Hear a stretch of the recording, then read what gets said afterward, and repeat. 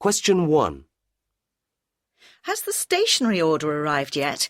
We're out of photocopying paper. Oh dear, I only ordered it on Friday. Friday? We usually order on a Thursday so that it's here by Monday. Sorry, I'll remember in future. Never mind. See if you can get some from reception. They usually have some spare. OK. Question 2. Have you met Chris Sharp, our new project manager, yet? No. How do you do? Chris joined JP Engineering last month. You were with Ashlings before that, weren't you, Chris? Well, no, actually. I was working for a government department. I was offered a job with Ashlings last year, but decided to come here. So, what do you think of the project so far? Question 3. As you know, this year we have improved our sales figures, and I want to continue to increase profitability. Our new range of children's wear is very successful, as are our own brands of perfume and other toiletries. But I want to do something new. So I've decided to open our first food hall. Question 4. Hi there. I want to book a flight to Sydney next week. I'll just see what's available. Thanks. There's a flight for only $550, but it takes forever. That's via Los Angeles on the 15th. Nothing earlier? You can fly via New York on the 11th for $650, and there's a seat on the 10th for $700. That's a good one. That's with a 24-hour stopover in Hong Kong. Anything cheaper via New York? No, I'm sorry. OK, I'll take it. Question 5. I believe I may have some good news to report at last.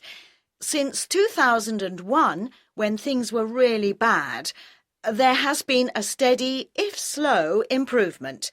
We're hoping that this will continue. Now, to put a bit more detail on that, in January of this year, we were encouraged to see that figures were... Question 6. How are the delegates getting to the conference hall, Peter? Are you taking the company car? No, Jean. There are 18 of them. I considered getting them to take taxis, but then I thought it would be simpler to hire a coach and pick them up all together. Good idea. I can just imagine how many would be late if they were all in separate cars. Question 7. Sue, is that you? I've done something really silly. What's that? I've left my notes for the meeting in my room. They're on my desk, I think. Can you see? No. Your desk's clear.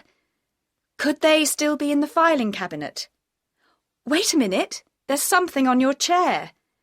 Yes, here they are. Do you want me to bring them over? Please. Question 8. Have you got enough chairs? There's 6 here. Let me see. There's the chairman, his PA, the other directors. 4 of them said they were coming, and me, so we need 7. What about that chap who's giving them a report on the design brief? You're right. We'll need another 2, 8 altogether.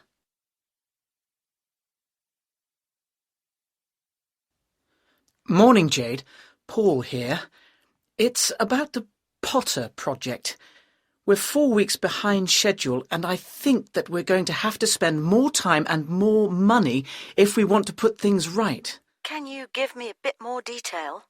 For a start, we need more programmers, at least for the next few months. There are 5 of them at present, aren't there? Yes. So another 3 at least, I think. Really? That would be, let's say, $60,000 over 6 months. I also think we need someone in overall charge. I simply don't have the time. OK, calm down, Paul. A dedicated project manager, you mean? Yes. And we'd have to pay at least $5,000 a month, so $35,000 by the end of stage 2. And then there's the hardware. Go on. We'll need to have PCs for the new programmers and one for the manager. And the team are complaining about the photocopier. It's not up to the job. A scanner would help, but basically we need a new photocopier. I agree about those. We're probably looking at $50,000 max for that lot, plus the staffing costs. That's a significant increase in the agreed budget. About 15%, I think. Never mind. Leave it with me and I'll see what I can do. Good afternoon, everybody. It's good to see so many of you here today. I want to start by telling you that we got it wrong. 3 years ago today exactly, it was September 9th, it looked then as though we might have to close the business. We hadn't been listening to our customers and we thought they liked the clothes. They didn't. They thought they were old-fashioned. And we thought that we could charge high prices because we were quality. But that wasn't enough. We thought our stores were fine the way they were. They weren't. They were poorly designed and the lighting was not good. It made the clothes look unattractive. So, we decided to do something to save the company. We sent a mail shot to 3,000 of our customers and held face-to-face interviews with another 10,000 of them who were visiting our stores. We found out that they wanted several things.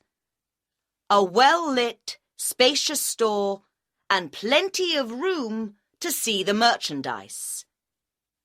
They wanted the clothes displayed well and available in all sizes, and they wanted quality, but at the right price. I am happy to say that in 3 years we have achieved a lot. Our stores have been redesigned. For example, there are automatic doors in every one of them. The lighting is bright, but not harsh. And we've spent a lot of time on our displays and introduced a new range of clothes for all the family. Most importantly, we decided that we must continue to offer quality, but at a price people want to pay. In some cases, we had to lower our prices. That's simple.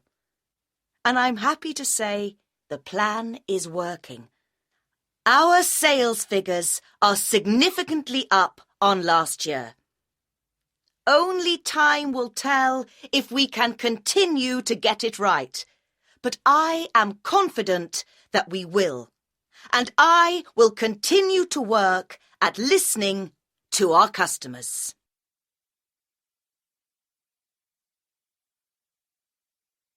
Today I am talking to Philippe Salambier, who runs Vaporatte International. Vaporatte is a multinational company which manufactures aerosol sprays that are used in everything from shaving foam to furniture polish. Philippe, if I may say so, you are a relatively young man, 42, I believe. Yes, I am. And you are dressed today in an expensive-looking suit, more like a banker. Somehow you are not my idea of a man who is an expert in aerosols. What did you expect? That I should come in jeans and a T-shirt with sunglasses? Not exactly. I'm sorry to disappoint you, Rachel. But, you know, aerosols are very exciting.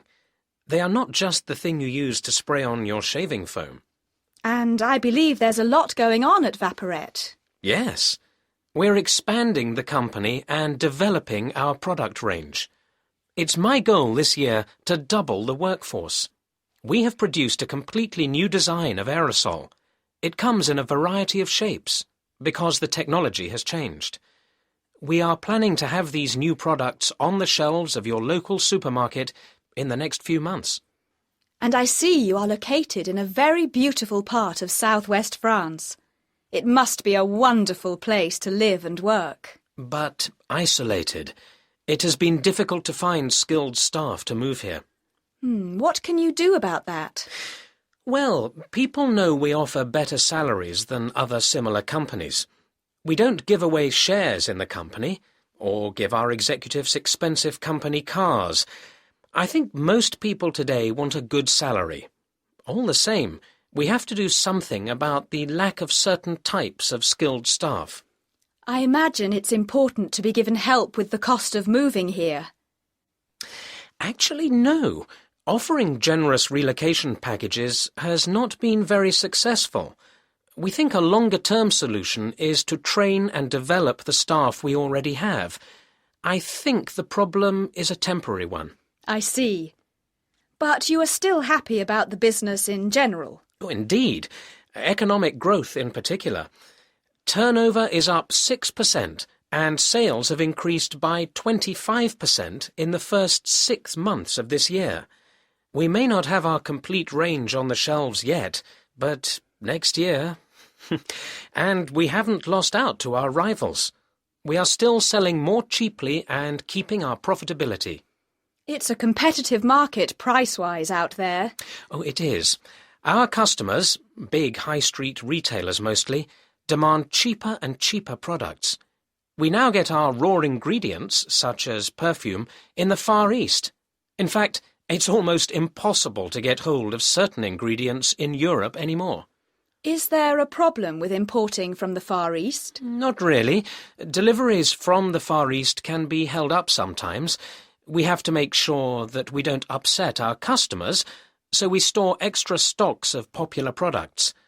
We never have to disappoint a customer who may suddenly want an urgent order for something, and we don't charge extra for offering this service. In fact, most of our customers like the sound of ingredients coming from faraway places. And with Christmas coming up, you must be looking forward to increased sales. It's the most important time of year for us. Our challenge is to increase sales at other times. We sell more expensive items at Christmas, so part of the solution is to focus on the less expensive items at other times. We're introducing a range of aerosols for the home and garden, which should sell well at any time of year. Can you tell me a bit more about them?